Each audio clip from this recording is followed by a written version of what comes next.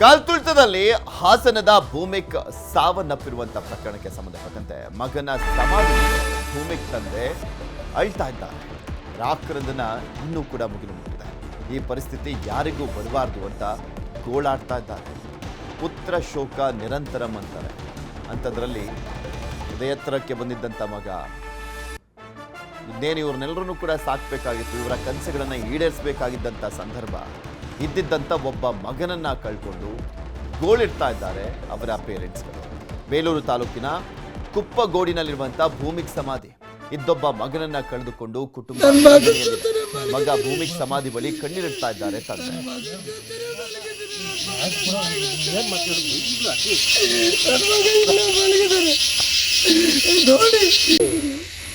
ಈ ತರ ಪರಿಸ್ಥಿತಿ ಯಾರಿಗೂ ಬರಬಾರ್ದು. ಇದೇ ಜಾಗದಲ್ಲಿ ನನ್ನ ಮಗನ ಮಲಗಿಸಿದ್ದೀನಿ. ನನ್ನ ಮಗ ಇಲ್ಲೇ ನನ್ನ ಮಗಗೋಸ್ಕರ ಮಾಡಿದಂತ ಇದು ಇಲ್ಲೇ ಎಲ್ಲ ಹಾಕಿದ್ದೀನಿ. ಈ ತರ ಪರಿಸ್ಥಿತಿ ಬೇರೆ ಯಾರ ತಂದೆ ತಾಯಿಗೂ ಬರೋದು ಬೇಡ. ನನ್ನ ಮಗನಿಲ್ಲೇ ಮಲಗಿಸಿದ್ದೀನಿ. ನನ್ನ ಮಗನ ಜೊತೆ ಮಲಗಿದ್ದೀನಿ. ನನ್ನ ಮಗನ ಜೊತೆ ಮಲಗಿದ್ದೀನಿ.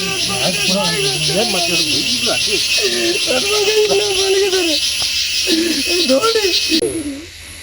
ಈ ತರ ಪರಿಸ್ಥಿತಿ ಯಾರಿಗೂ ಬರಬಾರ್ದು. ಇದೇ ಜಾಗದಲ್ಲಿ ನನ್ನ ಮಗನ ಮಲಗಿಸಿದ್ದೀನಿ.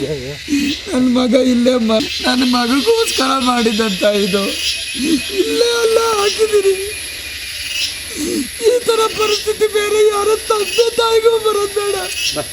ನನ್ನ ಸಾವನ್ನಪ್ಪಿದಂಥ 11 ಜನರ ಪೈಕಿ 5 ಇದ್ದಾರಲ್ಲ, ಅವರೆಲ್ಲರೂ ಕೂಡ ಒಬ್ಬೊಬ್ಬರೇ ಮಕ್ಕಳು. ನೋಡಿ, ಆ ದೃಶ್ಯ ನೋಡ್ತಾ ಇದ್ರೆ ಕರ್ಳು ಹಿಂಡುತ್ತೆ. ಆ ರೀತಿಯಾಗಿರುವಂಥದ್ದು. ಕಾಲ್ತುಳಿತದಲ್ಲಿ ಮೃತಪಟ್ಟಿದ್ದಂಥ ಮಂಡ್ಯದ ಪೂರ್ಣಚಂದ್ರ ಮನೆಯಲ್ಲಿ ನೀರವ ಮೌನ ಆವರಿಸಿದೆ.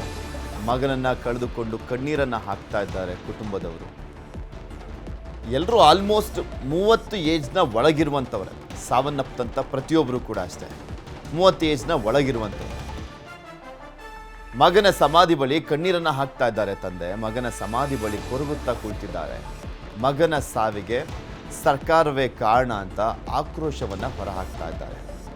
ಹಾಸನ ಮತ್ತು ಮಂಡ್ಯ ಎರಡು ಕಡೆ ತಮ್ಮ ಪುತ್ರರನ್ನ ಕಳ್ಕೊಂಡು ಅವರ ಕುಟುಂಬದವರು ಕಣ್ಣೀರನ್ನ ಹಾಕ್ತಾ ಇದ್ದಾರೆ. ಸಮಾಧಿ ಬಿಟ್ಟು ಎದ್ದೋಗ್ತಾ ಇಲ್ಲ. ನೋಡಿ, ನಿಮಗೆ ತೋರಿಸ್ತಾ ಇದ್ರಿ. ಮಂಡ್ಯದ ಪೂರ್ಣಚಂದ್ರ ಸಾವನ್ನಪ್ಪದ್ರಲ್ಲ, ಅವ್ರ ತಂದೆ ಆತನ ಸಮಾಧಿಯ ಮುಂದೆ ಕಣ್ಣೀರನ್ನು ಹಾಕ್ತಾ ಇದ್ದಾರೆ. ಹಾಸನದನ್ನು ತೋರಿಸಿದ್ವಿ ನಿಮಗೆ. ನಾನು ನನ್ನ ಮಗನ ಜೊತೆ ಮಲ್ಕೊಂಡಿದ್ದೀನಿ. ಈ ಥರ ಪರಿಸ್ಥಿತಿ ಯಾವ ತಂದೆ ತಾಯಿಗೂ ಬರಬಾರ್ದು ಅಂತ. ಅದರಲ್ಲೂ ತಂದೆ ತಾಯಿ ಇದ್ದಂಥ ಸಂದರ್ಭದಲ್ಲೇ ಮಕ್ಕಳು ಸಾವನ್ನಪ್ಪದಂಥ ಟೈಮ್ನಲ್ಲಿ ಅದನ್ನು ನೋಡುವಂಥದ್ದು ಇದೆಯಲ್ಲ, ಅದಕ್ಕಿನ್ನ ದುಸ್ಥಿತಿ ಮತ್ತೊಂದಿಲ್ಲ ರೀ. ಅದಕ್ಕಿಂತ ಜೀವನದಲ್ಲಿ ನೋವು ಮತ್ತೊಂದಿಲ್ಲ ಸರ್. ಏನೇ ಹೋದ್ರೂ ಹೋಗಿರೋದು ನಮ್ಮ ಮಗನ ತಂದು ಕೊಡೋಕ್ಕಾಗತ್ತಿಲ್ಲ. ನನ್ನ ಮಗ ಹೋಗಿರೋದು ಭಾಳ ಆಘಾತ ಆಗುತ್ತೆ ಸರ್. ಮಗನ ಅವನ ನೆನಪಲ್ಲೇ ನಾನು ಕಾಲ ಕಳೆಯೋ ರೀತಿ ಆಗೋಗಿದೆ. ಅವನು ತಂದು ಕೊಡೋಕ್ಕಾಗೋದಿಲ್ಲ ಸರ್. ಒಂದು ಆಧಾರ ಸ್ತಂಭ ಸರ್ ಅವನು ಆಗಿದೆ ಅವನು ನನಗೆ. ಈಗ ನಾವು ಅದೇ ಚಿಂತೆಯಲ್ಲಿ ಈಗ ಇದು ಮಾಡ್ತಾಯಿದ್ದೀವಿ. ನಾವು ಏನೂ ಮಾಡೋಕ್ಕಾಗಿಲ್ಲ. ನಮ್ಗೆ ಆಧಾರವಾಗಿದ್ದು ಈಗ ನಾನು ಎದ್ದು ಏನೂ ಕೆಲಸ ಮಾಡೋಕ್ಕೆ ಆಯ್ತಾಯಿಲ್ಲ ನಮಗೆ. ಅವನು ಹೋದಾಗಿಂದ ಇದು ಶಾಶ್ವತ ಸರ್. ಪುತ್ರ ಶೋಕಂ ನಿರಂತರ ಅಂತ ಶಾಶ್ವತ ಉಳ್ಕೊಬಿಡ್ತು ಸರ್. ಅದು ಕಳಿಯೋಕ್ಕೆ ಯಾರು ಏನೇ ಕೊಟ್ಟರು ಮತ್ತೆ ಪಡ್ಕೊಳಕ್ಕೆ ಹೋಗಿಲ್ಲ, ಕಳ್ಕೊಳಕ್ಕೂ ಹಾಕಿಲ್ಲ. ಶೋಕ ಕಳ್ಕೊಳಕ್ಕೆ ಹಾಕಿಲ್ಲ, ಮಗನ ಪಡ್ಕೊಳಕ್ಕೆ ಹೋಗೋದಿಲ್ಲ. ಶತ್ರುಗಳಿಗೂ ಬರಬಾರ್ದು ಸರ್. ಏನೇ ಹೋದ್ರೂ ಹೋಗಿರೋದು ನಮ್ಮ ಮಗನ ತಂದು ಕೊಡೋಕ್ಕಾಗತ್ತಿಲ್ಲ. ನನ್ನ ಮಗ ಹೋಗಿರೋದು ಭಾಳ ಆಘಾತ ಆಗುತ್ತೆ ಸರ್. ಮಗನ ಅವನ ನೆನಪಲ್ಲೇ ನಾನು ಕಾಲ ಕಳೆಯೋ ರೀತಿ ಆಗೋಗಿದೆ. ಇದ್ರ ಬಗ್ಗೆ ಇನ್ನಷ್ಟು ಮಾಹಿತಿಯನ್ನು ಕೊಡ್ತಾ ಹೋಗ್ತಾರೆ ನಮ್ಮ ಹಾಸನದ ಪ್ರತಿನಿಧಿ ಕೃಷ್ಣಮೂರ್ತಿ. ನಮ್ಮ ಜೊತೆ ದೂರವಾಣಿ ಸಂಪರ್ಕದಲ್ಲಿ ಜಾಯ್ನ್ ಆಗಿದ್ದಾರೆ. ಕೃಷ್ಣಮೂರ್ತಿ, ಆ ದೃಶ್ಯಾವಳಿಗಳನ್ನು ನೋಡ್ತಾ ಇದ್ರೆ ಕರ್ಳು ಹಿಂಡುತ್ತೆ. ಯಾವುದೇ ತಂದೆ ತಾಯಿಗಾಗಲಿ ತಾವಿದ್ದಂಥ ಸಂದರ್ಭದಲ್ಲೇ ಮಕ್ಕಳನ್ನ ಕಳ್ಕೊಂಡಂಥ ನೋವಿದೆಯಲ್ಲ, ಅದನ್ನು ಯಾರ ಕೈಲೂ ಬರ್ಸ್ಲಿಕ್ಕೆ ಆಗೋದಿಲ್ಲ. ಅವ್ರು ಸಾಯೋವರೆಗೂ ಕಾಡ್ತಾನೆ ಇರುತ್ತೆ. ಅದರಲ್ಲೂ ಪುತ್ರ ಶೋಕ ನಿರಂತರಂ ಅಂತ ಹೇಳ್ತಾರೆ. ಒಬ್ಬ ಮಗನನ್ನ ಕಳ್ಕೊಂಡು ಅವ್ರ ಕುಟುಂಬ ಯಾವ ರೀತಿಯಾಗಿ ರೋದನೆ ಇಡ್ತಾ ಇದೆ ಅಂತ. ಖಂಡಿತ ಪೃಥ್ವಿ, ಅವರು ಇವತ್ತು ಏನು ಭೂಮಿಕ್ ಅವರ ತಂದೆ ತನ್ನ ಗ್ರಾಮ ಆಗಿರ್ತಕ್ಕಂತಹ ಕುಪ್ಪಗೋಡು ಗ್ರಾಮದಲ್ಲಿ ತನ್ನ ಮಗನ ಸಮಾಧಿಯ ಬಳಿ ಮಲ್ಕೊಂಡು ಅಳ್ತಾ ಇರ್ತಕ್ಕಂಥ ದೃಶ್ಯ ಎಲ್ಲರಲ್ಲೂ ಕೂಡ ಕರಳು ಹಿಂಡುವಂತಹ ಘಟನೆ ಈಗ ನಾವೇನ್ ಕಾಣ್ತಾ ಇದೀವಿ. ಇದು ಪುತ್ರನ ಮೇಲೆ ಅಷ್ಟೊಂದು ಪ್ರೀತಿಯನ್ನ ಇಟ್ಟು ಆತನನ್ನ ಬೆಳೆಸಿದ್ರು. ಬೆಂಗಳೂರಿನ ಕಾಲ್ತುಳಿತದ ದುರಂತದಲ್ಲಿ ಈಗ ಭೂಮಿಕನ್ನ ಇಬ್ರು ಲಕ್ಷ್ಮಣ್ ಮತ್ತು ಆತನ ಆತನ ಪತ್ನಿ ಇಬ್ರು ಕೂಡ ಮಗನನ್ನ ಕಳೆದುಕೊಂಡ ದುಃಖದಲ್ಲಿದ್ದಾರೆ. ಇಡೀ ಗ್ರಾಮದಲ್ಲಿ ನೀರವ ಮೌನ ಆವರಿಸಿರ್ತಕ್ಕಂಥದ್ದು. ಕಳೆದ 3 ದಿನಗಳಿಂದನೂ ಕೂಡ ಕುಪ್ಪಕೋಡು ಗ್ರಾಮದಲ್ಲಿ ನೀರವ ಮೌನ ಆವರಿಸಿದೆ. ತನ್ನ ಮಗನನ್ನ ತನ್ನ ತೋಟದಲ್ಲೇ ತನ್ನ ತೋಟದಲ್ಲಿರ್ತಕ್ಕಂಥ ಸಮಾಧಿ ಬಳಿಯಲ್ಲಿ ಲಕ್ಷ್ಮಣ್ ಅವರು ಮಲ್ಕೊಂಡು, ನನ್ನ ಮಗನನ್ನ ಇಲ್ಲಿ ಮಲಗಿಸಿದ್ದೇನೆ, ನಾನು ಪ್ರತಿನಿತ್ಯ ಈ ಜಾಗದಲ್ಲಿ ಅವನ ಜೊತೆ ಮಲಗ್ತೇನೆ ಎಂಬಂತಹ ಕಣ್ಣೀರ ಹಾಕೊಂಡು ಏನು ಹೇಳ್ತಿದ್ದಾರೆ, ಅದೆಲ್ಲರಲ್ಲೂ ಕೂಡ ಕರಳನ್ನ ಹಿಂಡುವಂತ ದೃಶ್ಯ ಈಗ ನಾವು ಕಾಣ್ತಿದ್ದೇವೆ. ಅದೇ ರೀತಿಯಲ್ಲಿ ಇದ್ದೊಬ್ಬ ಮಗನನ್ನ ಏನ್ ಕಳ್ಕೊಂಡಿದ್ದಾರೆ ಅವರು ಎಲ್ಲವನ್ನು ವಿಚಾರ ಏನು 100 ಕೋಟಿ ಆಸ್ತಿಯನ್ನ ಮಾಡಿದ್ರು ಕೂಡ ನನ್ನ ಮಗನ್ಗೋಸ್ಕರ ಮಾಡಿದೀನಿ, ಇದನ್ನ ಅನುಭವಿಸ್ಲಿಕ್ಕೆ ಮತ್ತೆ ಇನ್ಯಾರು ಇಲ್ವಲ್ಲ ಅನ್ನುವಂತ ದುಃಖ ಏನಿದೆ ಅವರನ್ನ ಕೂಡ ಕಾಣ್ತಾ ಇದೆ. ಏನಪ್ಪ ಈ ಹಿಂದೆ ಕಷ್ಟಪಟ್ಟು ಜೀವನವನ್ನ ಏನ್ ಕಟ್ಕೊಂಡಿದ್ವಿ, ಅಂದಿನಿಂದ ಇಲ್ಲಿವರೆಗೂ ಕೂಡ ಬೆಳ್ಕೊಂಡು ಬಂದಿದ್ವಿ, ನನ್ನ ಮಗನಿಗೋಸ್ಕರನೇ ಬೆಳ್ಕೊಂಡು ಬಂದಿದ್ವಿ. ಈ ಒಂದು ದುರಂತದಲ್ಲಿ ಏನು ಅವರ ಮಗನನ್ನ ಕಳ್ಕೊಂಡಿದ್ದಾರೆ, ಅದರಲ್ಲಿ ಇರ್ತಕ್ಕಂತಹ ನೋವು ಯಾರಿಗೂ ಕೂಡ ಬರಬಾರ್ದು. ಒಬ್ಬ ಪುತ್ರನ ಕಳೆದುಕೊಂಡಂತಹ ನೋವು ಯಾವ ತಂದೆ ತಾಯಿಗೂ ಕೂಡ ಬರಬಾರ್ದು. ಮುಂದೆ ಈ ರೀತಿಯ ಘಟನೆಗಳು ಆಗ್ಬಾರ್ದು ಎಂಬಂತಹ ನಿಟ್ಟಿನಲ್ಲಿ ಸರ್ಕಾರಗಳು ಕೂಡ ಕೈಗೊಳ್ಬೇಕು, ಕ್ರಮವನ್ನ ವಹಿಸ್ಬೇಕು. ಈ ಎಲ್ಲ ಘಟನೆಗೆ ಸರ್ಕಾರವೇ ನೇರ ಹೊಣೆ ಎಂಬಂತ ಆಕ್ರೋಶವನ್ನು ಕೂಡ ಮೊನ್ನೆ ಹೊರಹಾಕಿದ್ರು. ಆದ್ರೆ ಇದ್ದಂತ ಒಬ್ಬ ಪುತ್ರನನ್ನು ಕೂಡ ಈಗ ಕಳೆದುಕೊಂಡು ಏನು ಲಕ್ಷ್ಮಣ್ ಮತ್ತು ಅವರ ಕುಟುಂಬ ಈಗ ಅಕ್ಷರಶಃ ನೀರವ ಮೌನಕ್ಕೆ ಶರಣಾಗಿರ್ತಕ್ಕಂಥದ್ದು. ಯಾರಿಗೋಸ್ಕರ ಮುಂದೆ ಜೀವನ ಮಾಡಬೇಕು ಅನ್ನೋ ಪರಿಸ್ಥಿತಿನಲ್ಲಿ ಇವರು ಇರ್ತಕ್ಕಂಥದ್ದು. ಪೃಥ್ವಿ, ಓಕೆ, ಧನ್ಯವಾದ ಕೃಷ್ಣಮೂರ್ತಿ ನಿಮ್ಮೆಲ್ಲ ಮಾಹಿತಿಗಾಗಿ. ಹಾಕಿದ್ದೀನಿ, ಈ ತರ ಪರಿಸ್ಥಿತಿ ಬೇರೆ ಯಾರ ತಂದೆ ತಾಯಿಗೂ ಬರೋದು ಬೇಡ. ನನ್ನ ಮಗನಿಂದ ಮಲಗಿಸಿದ್ದೀನಿ, ನನ್ನ ಮಗನ ಜೊತೆ ಮಲಗಿದ್ದೀನಿ, ನನ್ನ ಮಗನ ಜೊತೆ ಮಲಗಿದ್ದೀನಿ, ನನ್ನ ಮಗ ಇಲ್ಲ ಮಲಗಿದ್ದಾರೆ. ನೋಡಿ, ಈ ತರ ಪರಿಸ್ಥಿತಿ ಯಾರಿಗೂ ಬರಬಾರ್ದು. ಇದೇ ಜಾಗದಲ್ಲಿ ಕೆಸಿಎ ಸೆಕ್ರೆಟರಿ ಸ್ಥಾನಕ್ಕೆ ಶಂಕರ್ ರಾಜೀನಾಮೆ ಕೊಟ್ಟಿದ್ದಾರೆ. ನೈತಿಕ ಹೊಣೆ ಹೊತ್ತು ರಾಜೀನಾಮೆಯನ್ನ ಕೊಟ್ಟಿರುವಂತದ್ದು ಶಂಕರ್ ಜೊತೆಗೆ ಖಜಾಂಚಿ ಜೈರಾಮ್ ಸಹ ರಾಜೀನಾಮೆಯನ್ನ ಕೊಟ್ಟಿದ್ದಾರೆ. ಇವರು ಅರೆಸ್ಟ್ ಆಗ್ಬೇಕಾಗಿದ್ದಂಥವ್ರು, ಮುಖ್ಯಮಂತ್ರಿನೇ ಸೂಚನೆಯನ್ನ ಕೊಟ್ಟಿದ್ರು ಅರೆಸ್ಟ್ ಮಾಡಿ ಅವ್ರನ್ನ, ಕೆಸಿಎ ಅವ್ರನ್ನ ಅಂತ. ಅದಾದ್ಮೇಲೆ ಇವರು ಹೈಕೋರ್ಟ್ಗೆ ಹೋಗಿದ್ರು. ಸೊ ಹೀಗಾಗಿ ಬಲವಂತದ ಕ್ರಮ ಬೇಡ ಅಂತ ಹೇಳುವ ಮುಖಾಂತರ ಅರೆಸ್ಟ್ ಮಾಡಂಗಿಲ್ಲ ಅಂತ ಹೈಕೋರ್ಟ್ ಸೂಚನೆಯನ್ನ ಕೊಡ್ತು. ಅದಾದ ಬಳಿಕ ನೈತಿಕ ಹೊಣೆ ಹೊತ್ತು ಈಗ ರಾಜೀನಾಮೆಯನ್ನ ಕೊಟ್ಟಿದ್ದಾರೆ. ಖಜಾಂಚಿ ಆಗಿರುವಂಥ ಜೈರಾಮ್ ಅವರು ಮತ್ತು ಒಂದು ಕಡೆ ಪದಾಧಿಕಾರಿ ಆಗಿರುವಂಥ ಶಂಕರ್. ನಿನ್ನೆ ಕೆಎಸ್ಸಿಎ ಅಧ್ಯಕ್ಷರಿಗೆ ರಾಜೀನಾಮೆಯನ್ನ ನೀಡಿರುವಂಥದ್ದು ಶಂಕರ್ ಹಾಗೂ ಜೈರಾಮ್. ಈಗ ಆಲ್ರೆಡಿ RCB ಮ್ಯಾನೇಜ್ಮೆಂಟ್ನ ಇಬ್ಬರು, DNA ಇವೆಂಟ್ ಮ್ಯಾನೇಜ್ಮೆಂಟ್ನ ಇಬ್ಬರನ್ನ ಬಂಧನ ಮಾಡಲಾಗಿದೆ. ಕೆಎಸ್ಸಿಎ ಪದಾಧಿಕಾರಿಗಳಿಗೆ ಹೈಕೋರ್ಟ್ ರಿಲೀಫ್ ಅನ್ನ ಕೊಟ್ಟಿರುವಂಥದ್ದು. ಆದರೆ ವಿಚಾರಣೆಯನ್ನೇ ಎದುರಿಸಬೇಕು, ಕೋರ್ಟ್ ವ್ಯಾಪ್ತಿ ಬಿಟ್ಟು ಎಲ್ಲೂ ಹೋಗಂಗಿಲ್ಲ ಅನ್ನುವಂಥ ಕಂಡೀಷನ್ಸ್ಗಳು ಕೂಡ ಇದಾವೆ. ಚಿನ್ನಸ್ವಾಮಿ ಸ್ಟೇಡಿಯಂನಲ್ಲಿ ಕಾಲ್ತುಳಿತ ಪ್ರಕರಣ ಕೇಸ್ ಫೈಲ್ ವರ್ಗಾವಣೆ ಆಗ್ತಾ ಇದ್ದಂತೆ CID ಆಕ್ಟಿವ್ ಆಗಿದೆ. ಕಬ್ಬನ್ ಪಾರ್ಕ್ ಠಾಣೆಯಲ್ಲಿ CID ಪರಿಶೀಲನೆಯನ್ನ ಮಾಡ್ತಾ ಇದೆ. CID ಅವರು ಆಕ್ಟಿವ್ ಆಗಿ ತನಿಖೆಯನ್ನ ಮಾಡ್ತಾ ಇದ್ದಾರೆ. ಅವರು ಕೊಟ್ಟಿರುವಂಥ ಜವಾಬ್ದಾರಿಯನ್ನ ನಿರ್ವಹಿಸ್ತಾ ಇದ್ದಾರೆ. ಮ್ಯಾಕ್ಸಿಮಮ್ ಇವರು RCB ಮ್ಯಾನೇಜ್ಮೆಂಟು, KSCA ಅದರ ಜೊತೆಗೆ ಫ್ಯಾನ್ಸ್ಗಳ ಮೇಲೆ ಪ್ರಕರಣಗಳನ್ನು ಹಾಕಬಹುದು ಅಷ್ಟೇ. ಯಾವ ರಾಜಕಾರಣಿಯನ್ನು ಕೂಡ ವಿಚಾರಣೆ ಮಾಡಲಿಕ್ಕಾಗಲ್ಲ, ಯಾವ ರಾಜಕಾರಣಿ ಮೇಲೂ ಕೂಡ ಕೇಸನ್ನು ಹಾಕ್ಲಿಕ್ಕಾಗಲ್ಲ. ಅವರೆಲ್ಲ ಆರಾಮಾಗಿ ಪಾರಾಗಿರ್ಬೋದು. ಇದುವರೆಗೂ ಸರ್ಕಾರ ನೇಮಕ ಮಾಡಿದೆಯಲ್ಲ ಆ 3 ತನಿಖಾ ತಂಡಗಳನ್ನು, ಅಂದರೆ ಮ್ಯಾಜಿಸ್ಟ್ರೇಟು, ನಿವೃತ್ತ ನ್ಯಾಯಮೂರ್ತಿ ನೇತೃತ್ವದಲ್ಲಿ ಜುಡಿಷಿಯಲ್ ಎನ್ಕ್ವೈರಿ ಮತ್ತೆ CID ಎನ್ಕ್ವೈರಿ ಇದೆಯಲ್ಲ, ಇವರು ಯಾರು ಕೂಡ ಮುಖ್ಯಮಂತ್ರಿಗಳನ್ನಾಗಲಿ, ಸರ್ಕಾರದ ಭಾಗ ಆಗಿರುವಂಥ ಸಚಿವರನ್ನಾಗಲಿ, ಅಥವಾ MLCಗಳನ್ನಾಗಲಿ, MLAಗಳನ್ನಾಗಲಿ ಇವ್ರು ಯಾರನ್ನೂ ವಿಚಾರಣೆ ಮಾಡೋದಿಲ್ಲ.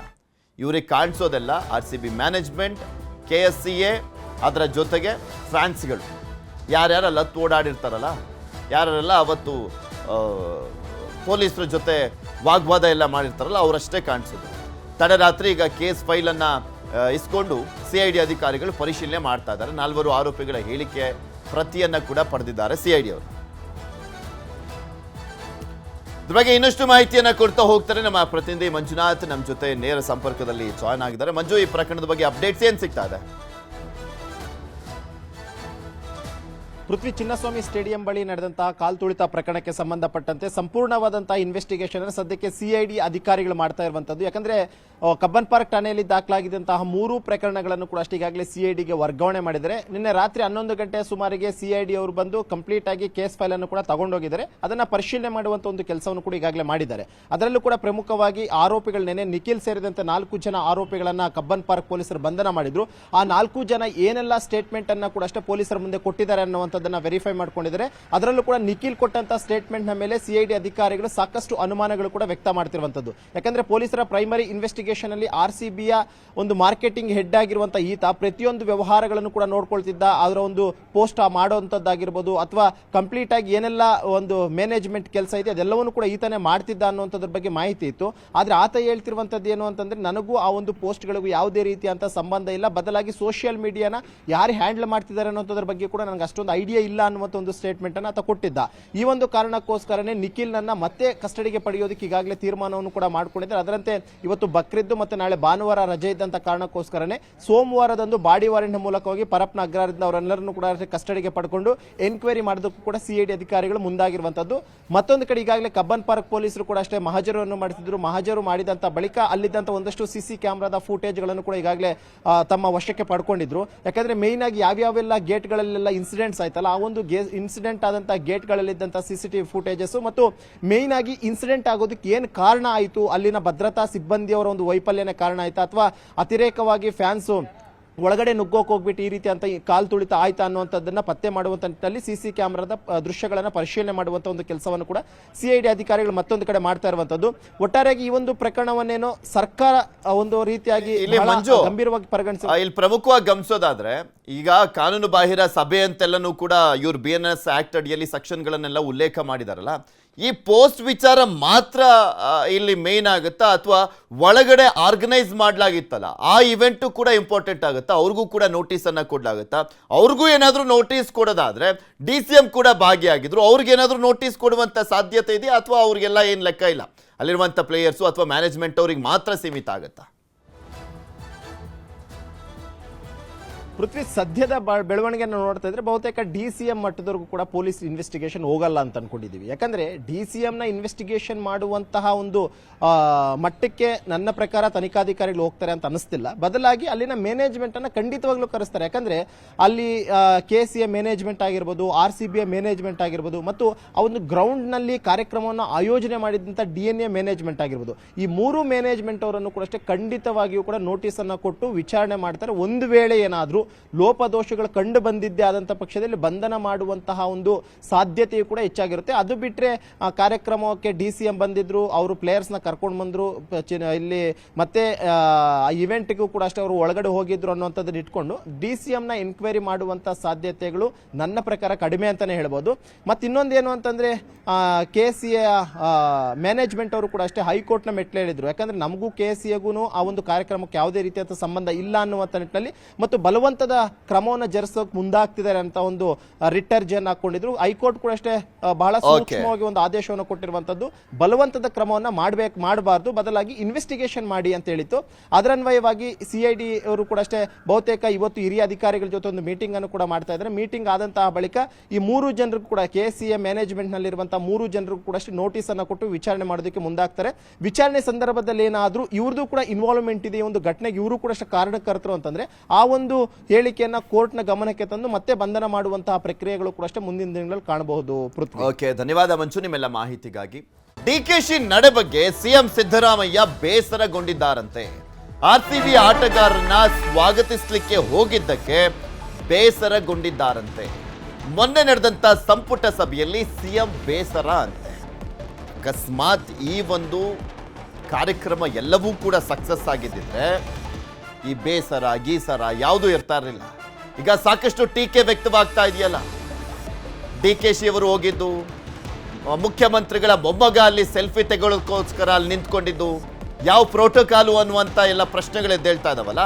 ಸೊ ಈಗ ಮುಖ್ಯಮಂತ್ರಿಗಳಿಗೆ ಬೇಸರ ಆಗಿದೆ. ನೀವ್ಯಾಕ್ರಿ HALಗೆ ಹೋಗಿದ್ರಿ ಅಂತ CM ಪ್ರಶ್ನೆ ಮಾಡಿದ್ರಂತೆ. ಸ್ವಾಗತ ಮಾಡೋದಕ್ಕೆ ಪ್ರೋಟೋಕಾಲ್ ಇತ್ತ, ಅಧಿಕಾರಿಗಳಿದ್ರು ಯಾಕೆ ಹೋಗಿದ್ರಿ ಅಂತ ಪ್ರಶ್ನೆಯನ್ನ ಮಾಡಿದ್ರಂತೆ. ಅವ್ರಿಗೆ RCB ಕ್ರೇಜು, ಆ ಕಾರಣಕ್ಕೋಸ್ಕರ ಹೋಗಿದ್ರು. ಬೆಂಗಳೂರಿನ ಉಸ್ತುವಾರಿ ಸಚಿವರು ಕೂಡ ಅವರೇ ಆಗಿರುವಂತ ಕಾರಣ ಅಂತೆಲ್ಲ DK ಶಿವಕುಮಾರ್ ಅವರೆಲ್ಲ ಹೇಳ್ತಾ ಇದ್ರು ಮೊನ್ನೆ ಮಾತನಾಡುವಂತ ಸಂದರ್ಭದಲ್ಲಿ. CM ಮಾತಿಗೆ ಏನೂ ಉತ್ತರಿಸದೆ ಸುಮ್ಮನಿದ್ರಂತೆ DK ಶಿವಕುಮಾರ್ ಅವರು. ಇನ್ನೊಂದು ಕಡೆ ಅವರ CM ರಾಜಕೀಯ ಕಾರ್ಯದರ್ಶಿ ಗೋವಿಂದರಾಜು ಅವರ ಪ್ರೆಷರಿಂದಲೇ ಈ ಕಾರ್ಯಕ್ರಮ ಆಯೋಜನೆ ಅನ್ನುವಂಥದ್ದಿದೆ. ಆ ಕಾರಣಕ್ಕೋಸ್ಕರ ಅದರಿಂದಲೂ ಕೂಡ ಸಿಟ್ಟಾಗಿ ಅವರನ್ನ ಕೊಟ್ಟಿದ್ದು ಅನ್ನುವಂಥದ್ದನ್ನ ಕೂಡ ಹೇಳಲಾಗ್ತದೆ. ಸಾಕಷ್ಟು ಪ್ರಶ್ನೆಗಳು ಬರ್ತಾನೆ ಹೋಗ್ತವೆ. ಮುಖ್ಯಮಂತ್ರಿಗಳ ನಿರ್ಧಾರಗಳಿದೆಯಲ್ಲ, ಸಾಕಷ್ಟು ಪ್ರಶ್ನೆಗಳನ್ನ ಹುಟ್ಟಾಗ್ತದೆ. ಅಲ್ರಿ, ಯಾರೋ ಒಬ್ರು ಪ್ರೆಷರ್ ಹಾಕಿದ್ರು ಅನ್ನುವ ಕಾರಣಕ್ಕೋಸ್ಕರ ನೀವು ಒಪ್ಕೊಂಡ್ರಲ್ಲ, ನೀವೇನ್ ಚಿಕ್ಕ ಮಗುನ ಅನ್ನುವಂಥ ಪ್ರಶ್ನೆಗಳನ್ನ ಕೂಡ ಸಾರ್ವಜನಿಕ ವಲಯದಲ್ಲಿ ಕೇಳಲಾಗ್ತಾ ಇದೆ ಸಿದ್ದರಾಮಯ್ಯನವರಿಗೆ. ಮತ್ತು ಒಂದ್ ಕಡೆ ಅವರ ಮೊಮ್ಮಗ ಬಂದಿದ್ದಂಥ ವಿಚಾರನೂ ಕೂಡ ಯಾವ ಪ್ರೋಟೋಕಾಲ್ ಅನ್ನುವಂಥ ಪ್ರಶ್ನೆ ಕೇಳಲಾಗ್ತಾ ಇದೆ.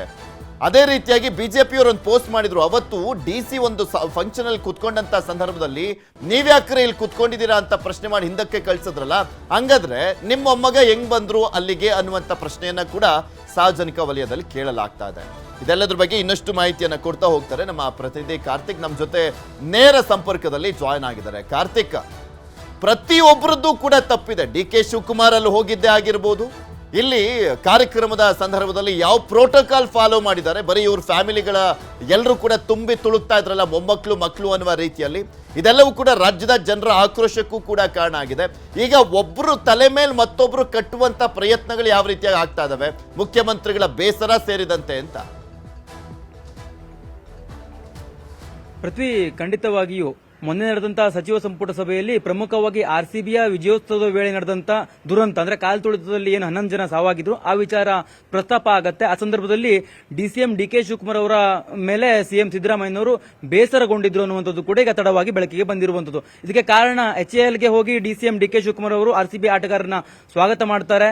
ಜೊತೆಗೆ ಪ್ರತಿಯೊಂದು ಹಂತಲ್ಲೂ ಕೂಡ ಕಾರ್ಯಕ್ರಮ ಸೇರಿದಂತೆ ಚಿನ್ನಸ್ವಾಮಿಯಲ್ಲಿ ನಡೆದಂತಹ ಸೆಲೆಬ್ರೇಷನ್ ನಲ್ಲೂ ಕೂಡ DCM DK ಶಿವಕುಮಾರ್ ಅವರು ಭಾಗಿಯಾಗಿರ್ತಾರೆ. ಈ ಒಂದು ವಿಚಾರವಾಗಿ CM ಸಿದ್ದರಾಮಯ್ಯನವರು ಬೇಸರಗೊಂಡಿದ್ರು. ಯಾಕಂತಂದ್ರೆ ದುರಂತದಿಂದ ಸರ್ಕಾರಕ್ಕೆ ಸಾಕಷ್ಟು ಮುಜುಗರ ಆಗ್ತಾ ಇದೆ, ವಿಪಕ್ಷಗಳು ಟೀಕಾ ಪ್ರಹಾರವನ್ನ ಮಾಡ್ತಾ ಇದ್ದಾವೆ. ಈ ಸಂದರ್ಭದಲ್ಲಿ DCM DK ಶಿವಕುಮಾರ್ ನಡೆಯನ್ನು ಕೂಡ ಉಲ್ಲೇಖಿಸಿ ವಿಪಕ್ಷಗಳು ಟೀಕೆನ ಮಾಡ್ತಾ ಇದ್ದಾವೆ. ಯಾಕೆ ಅಂದ್ರೆ HAL ನಲ್ಲಿ ಹೋಗಿ ಇವರು ಸ್ವಾಗತ ಮಾಡಿದ್ರು, ಅಲ್ಲಿ ಯಾವುದೇ ರೀತಿಯ ಪ್ರೋಟೋಕಾಲ್ ಗೆ DCM ಹೋಗಿ ಅವರನ್ನ ಸ್ವಾಗತಿಸಬೇಕಾದಂತ ಅನಿವಾರ್ಯತೆ ಇರಲಿಲ್ಲ, ಅಧಿಕಾರಿಗಳನ್ನ ನಿಯೋಜನೆ ಮಾಡಲಾಗಿತ್ತು. ಆದ್ರೂ DCM DK ಶಿವಕುಮಾರ್ ಅವರು ಅಲ್ಲಿ ಹೋಗಿ ಅಂದ್ರೆ ಅವರನ್ನ ಸ್ವಾಗತಿಸಿದ್ರು. ಇದು ಅಂದ್ರೆ ಫೋಟೋ ಶೂಟ್ಗಾಗಿ ಹೋಗಿದ್ರು ಅನ್ನುವಂತ ರೀತಿಯಲ್ಲಿ ವಿಪಕ್ಷಗಳು ಆಕ್ರೋಶಗೊಂಡು ಅದನ್ನ ಟೀಕೆನ ಮಾಡ್ತಾ ಶೂಟ್ ಅನ್ನೋದಾದ್ರೆ ಒಂದು ಪ್ರೈವೇಟ್ ಕ್ಲಬ್, ಪ್ರೈವೇಟ್ ಫ್ರಾಂಚೈಸಿ ಒಂದು ಕಪ್ ಅನ್ನ ಗೆದ್ದಿದ್ದು, ರಣಜಿ ಟೀಮ್ ಗೆದ್ದಾಗ್ಲೇ ಇವರು ಸನ್ಮಾನ ಮಾಡಲಿಲ್ಲ. ರಣಜಿ ಟೀಮ್ ಗೆದ್ದಂತ ಸಂದರ್ಭದಲ್ಲಿ ಎಕ್ಸ್ ನಲ್ಲಿ ಪೋಸ್ಟ್ ಅನ್ನ ಹಾಕಿ ಅವ್ರಿಗೊಂದು ಗೌರವವನ್ನ ಸೂಚಿಸಲಿಲ್ಲ. ಅಂತದ್ರಲ್ಲಿ ಇವ್ರು ಯಾಕೆ ವಿಧಾನಸೌಧ ಮುಂದೆ ಇವರನ್ನ ಕರ್ಸ್ಬಿಟ್ಟು ಸನ್ಮಾನ ಮಾಡಿದ್ರು ಅನ್ನುವಂತ ಆಕ್ರೋಶ ಕೂಡ ವ್ಯಕ್ತವಾಗ್ತಾ ಇದೆಯಲ್ಲ, ಹಂಗಾದ್ರೆ ಈ ಸಿಟ್ಟನ್ನು ಯಾರ ವಿರುದ್ಧ ತೋರಿಸ್ಬೇಕಂತೆ?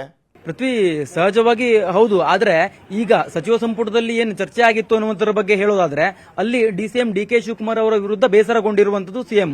ಅದು ಯಾವ ಕಾರಣಕ್ಕೆ ಅಂತಂದ್ರೆ ಈ ರೀತಿಯಾಗಿ DCM ಅವರ ವರ್ತನೆಯನ್ನ, DCM ಅವರ ನಡೆಯನ್ನ ಉಲ್ಲೇಖಿಸಿ ವಿಪಕ್ಷಗಳು ಟೀಕೆ ಮಾಡ್ತಿರುವಂತ ಹಿನ್ನೆಲೆಯಲ್ಲಿ ಈಗ ಆ ಒಂದು ವಿಚಾರವಾಗಿ ಸರ್ಕಾರಕ್ಕೆ ಮುಜುಗರ ಆಗಿದೆ, ನೀವ್ ಯಾಕೆ ಹೋಗ್ಬೇಕಿತ್ತು ಅನ್ನೋ ನಿಟ್ಟಿನಲ್ಲಿ ಅವರು ಬೇಸರವನ್ನು ಹೊರಹಾಕಿದ್ರು ಅನ್ನುವಂಥದ್ದು ಈಗ ಚರ್ಚೆ ಆಗ್ತಾ ಇದೆ. ಜೊತೆಗೆ ಅದಾದ ನಂತರದಲ್ಲಿ ಚಿನ್ನಸ್ವಾಮಿಯಲ್ಲಿ ನಡೆದಂತಹ ಕಾರ್ಯಕ್ರಮದಲ್ಲೂ ಕೂಡ DCM DK ಶಿವಕುಮಾರ್ ಅವರು ಭಾಗಿಯಾಗಿದ್ರು. ಅದು ಕೂಡ ಈಗ ಚರ್ಚೆ ಆಗ್ತಿರುವಂತಹ ಹಿನ್ನೆಲೆಯಲ್ಲಿ DCM ವಿರುದ್ಧ CM ಸಿದ್ದರಾಮಯ್ಯನವರು ಸಚಿವ ಸಂಪುಟ ಸಭೆಯಲ್ಲಿ ಬೇಸರಗೊಂಡಿದ್ರು ಅನ್ನುವಂಥದ್ದು. ಜೊತೆಗೆ ನೀವು ಹೇಳಿದಂತೆ ಕಾರ್ಯಕ್ರಮ ಆಯೋಜನೆ ಮಾಡಿರುವಂತದ್ರ ಬಗ್ಗೆಯೂ ಕೂಡ ಸಾಕಷ್ಟು ಆಕ್ಷೇಪಗಳು ಈಗ ವ್ಯಕ್ತವಾಗ್ತಾ ಇದಾವೆ. ಯಾಕೆಂತಂದ್ರೆ ರಣಜಿ ಟೀಮ್ ತಂಡ ಗೆದ್ದಂತ ಸಂದರ್ಭದಲ್ಲಿ ಯಾರು ಕೂಡ ಸೆಲೆಬ್ರೇಷನ್ ಮಾಡೋದಿಲ್ಲ, RCB ತಂಡ ಗೆದ್ದಂತ ಸಂದರ್ಭದಲ್ಲಿ ಮಾಡಿದ್ರು. ಇದೆಲ್ಲವೂ ಕೂಡ ಜನಪ್ರಿಯತೆಯನ್ನ ತಾವು ಬಳಸಿಕೊಳ್ಳೋದಕ್ಕೆ ಅನ್ನುವಂಥದ್ದು ಕೂಡ ಈಗ ಟೀಕೆ ವ್ಯಕ್ತವಾಗ್ತಾ ಇರುವಂತದ್ದು.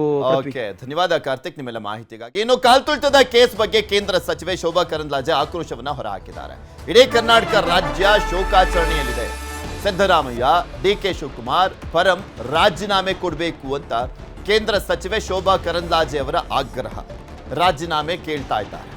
ಯಾವುದಾದ್ರೂ ಸರ್ಕಾರ ಈ ರೀತಿಯಾಗಿ ಎಡವಟ್ಟಾಗಿದ್ದಂಥ ಸಂದರ್ಭದಲ್ಲಿ, ಇನ್ಕ್ಲೂಡಿಂಗ್ ಬಿಜೆಪಿಯವರು ಸೇರಿದಂತೆ, ಯಾರಾದರೂ ರಾಜೀನಾಮೆ ಕೊಟ್ಟಿದ್ದುಂಟ? ರಾಜೀನಾಮೆ ಕೊಡ್ಲಿಕ್ಕೆ ಸಾಧ್ಯನೇ? ಇವ್ರುಗಳು ಅಧಿಕಾರಕ್ಕೋಸ್ಕರನೇ ಅಷ್ಟೊಂದು ಹಪಹಪಿತನ ಇರುವಂತ ಸಂದರ್ಭದಲ್ಲಿ ರಾಜೀನಾಮೆ ಕೊಡ್ತಾರ? ಇನ್ನ ರಾಹುಲ್ ಗಾಂಧಿ, ವೇಣುಗೋಪಾಲ್, ಸುರ್ಜೇವಾಲಾ ಎಲ್ಲಿದ್ದೀರಿ ನೀವು? ದಮ್ಮು ತಾಕತ್ತು ಇದ್ರೆ CM DCM ಮೇಲೆ ತನಿಖೆಗೆ ಆದೇಶಿಸಿ. ಕಾಂಗ್ರೆಸ್ ಹೈಕಮಾಂಡ್ ಮೇಲೆ ಶೋಭಾ ಕರಂದ್ಲಾಜೆ ಈ ರೀತಿಯಾಗಿ ಆರೋಪವನ್ನು ಮಾಡ್ತಾ ಒತ್ತಡ ಆಗ್ತಾ ಇದ್ದಾರೆ. ಮತ್ತು DK ಶಿವಕುಮಾರ್ ಅವರ ಕೈಗೆ ರಕ್ತ ಅಂಟ್ಕೊಂಡಿದೆ, ಅವರ ಕೈಗಳು ರಕ್ತ ಸಿಕ್ತಾ ಆಗಿದೆ. ಮಕ್ಕಳನ್ನ ತಂದೆ ತಾಯಿ ಯಾರು ಕಳ್ಕೊಂಡಿದ್ದಾರೆ ಅವರು ಶಾಪ ಹಾಕ್ತಾ ಇದ್ದಾರೆ. ತಮ್ಮ ಕೈಯಲ್ಲಿರುವಂತ ರಕ್ತವನ್ನ ಅವರು ತೊಳ್ಕೊಳಕ್ಕೆ ನೋಡ್ತಾ ಇದ್ದಾರೆ ಮತ್ತು ಅಧಿಕಾರಿಗಳಿಗೆ ಅದನ್ನ ಅಂಟಿಸಕ್ಕೆ ನೋಡ್ತಾ ಇದ್ದಾರೆ, ಅವರ ಮೂತಿಗೆ ಒರೆಸೋಣ ಅಂತ ಹೇಳಿ. ಇದೇ ವಿಚಾರಕ್ಕೆ ಸಂಬಂಧಪಟ್ಟಂತೆ HDK ಕೂಡ ಆಕ್ರೋಶವನ್ನು ವ್ಯಕ್ತಪಡಿಸಿದ್ದಾರೆ. ಅವ್ರು ಏನ್ ಹೇಳಿದ್ದಾರೆ ಕೇಳೋಣ. ಹೆಣದ ಮೇಲೆ ಸರ್ ಯಾರು ಜವಾಬ್ದಾರಿ ತಗೋ? DK ಶಿವಕುಮಾರ್ ಹೇಳ್ತಾರೆ ನೀವು ಹೆಣದ ಮೇಲೆ ರಾಜಕೀಯ ಮಾಡ್ತಾ ಇದೀರಂತೆ. ರಾಜ್ಕುಮಾರ್ ಸತ್ತಾಗ ಅದರ ಅವಶ್ಯಕತೆಯನ್ನು ರಾಜ್ಕುಮಾರ್ ಅವ್ರ ಘಟನೆ ಹೇಳಿದ್ನಲ್ಲ, ನಾನೇ ಹೇಳ್ತಾ ಇದ್ದೀನಲ್ಲ, ರಾಜ್ಕುಮಾರ್ ಅವರ ಘಟನೆ ಯಾರು ಬೆಂಗಳೂರು ನಗರದಲ್ಲಿ ಅಶಾಂತಿಯ ವಾತಾವರಣ ಉಂಟು ಮಾಡಲಿಕ್ಕೆ ಪ್ರಯತ್ನ ಪಟ್ಟರು, ಸೀಮೆಣ್ಣೆ ಡಬ್ಬಗಳಲ್ಲಿ ಸೀಮೆಣ್ಣೆ ತಂದು ಪೆಟ್ರೋಲ್ ತಂದು ಅವತ್ತು ಶಾಂತಿಯುತವಾಗಿ ಆಗಬೇಕಾದಂಥ ರಾಜ್ಕುಮಾರ್ ಅವರು ನಾವು ಗೌರವ ಸಲ್ಲಿಸಬೇಕಾದ್ರೆ ನಡ್ಕೊಂಡಂಥ ರೀತಿ ಇದೆಯಲ್ಲ, ಅದರ ಮೇಲೆ ಗೋಲಿಬಾರ್ ಆಯಿತು. ಅದರಲ್ಲಿ ಇಬ್ಬರು ಸತ್ತಿದ್ದು ನಿಜ. ನಾನು ಅದನ್ನು ಓಪನಾಗಿ ನಾನೇ ಹೇಳ್ತಾ ಇದ್ದೀನಲ್ಲ, ಅದಕ್ಕೂ ಇದಕ್ಕೂ ಹೋಲಿಕೆ ಯಾಕೆ ಮಾಡ್ತೀರಿ? ಇದನ್ನು ಅರ್ಥ ಮಾಡ್ಕೋಬೇಕು. ಅದಕ್ಕೂ ಇದಕ್ಕೂ ಹೋಲಿಕೆ ಯಾವುದೇ ಕಾರಣಕ್ಕೂ ಹೊಂದಾಣಿಕೆ ಆಗಲ್ಲ. ಸರ್, ಈ ಕಂಪ್ಲೀಟ್ ಜವಾಬ್ದಾರಿ ಈ ಘಟನೆಗೆ ಯಾರು ತಗೊಳ್ಳಿ? ಯಾಕಂದ್ರೆ ಸಣ್ಣ ಪುಟ್ಟದವ್ರನ್ನ ಅಮಾನತ್ ಮಾಡೋದು ಮಾಡ್ತೀರಿ, ಯಾರು ಆಕ್ಚುಲಿ ತಗೊಳ್ಬೇಕು ಸರ್ ಜವಾಬ್ದಾರಿ? ನೀವೇನು ಆಗ್ರಹ ಮಾಡ್ತೀರಿ? ಮುಖ್ಯಮಂತ್ರಿಗಳೇ ಜವಾಬ್ದಾರಿ ತಗೋಬೇಕಿದೆ. ಮುಖ್ಯಮಂತ್ರಿಗಳು, ನಮ್ಮ ಉಪಮುಖ್ಯಮಂತ್ರಿಗಳು, ಗೃಹ ಸಚಿವರು 3 ಜನ ತಪ್ಪು ಮಾಡಿದ್ದಾರೆ ಅಂತ ಹೇಳಿ 5 ಜನನ್ನ ಸಸ್ಪೆಂಡ್ ಮಾಡೋದಂಥದ್ದೇನಿದೆ ಆ ತರಾತುರಿನಲ್ಲಿ, ಅದು ಅವಶ್ಯಕತೆ ಇರಲಿಲ್ಲ. ಯಾಕೆಂದರೆ ಅಧಿಕಾರಿಗಳು ಕೆಲಸ ಮಾಡತಕ್ಕಂಥದ್ದಕ್ಕೆ ಈ ರೀತಿಯ ಒಂದು ತೀರ್ಮಾನಗಳ ಸರ್ಕಾರ ಅವರ ತಪ್ಪುಗಳನ್ನು ಅವರು ತೆಗೆದುಕೊಂಡಂಥ ನಿರ್ಧಾರದಿಂದ ಆದಂಥ ಈ ಅಹಿತಕರ ಘಟನೆಗಳನ್ನು ಆ ಅಧಿಕಾರಿಗಳ ತಲೆದಂಡ ತರ್ತಕ್ಕಂಥದ್ದು ಎಷ್ಟು ಮಟ್ಟಿಗೆ ಅಧಿಕಾರಿಗಳು ಇವತ್ತು ಶ್ರದ್ಧೆಯಿಂದ ಕೆಲಸ ಮಾಡಲಿಕ್ಕೆ ಸಾಧ್ಯ.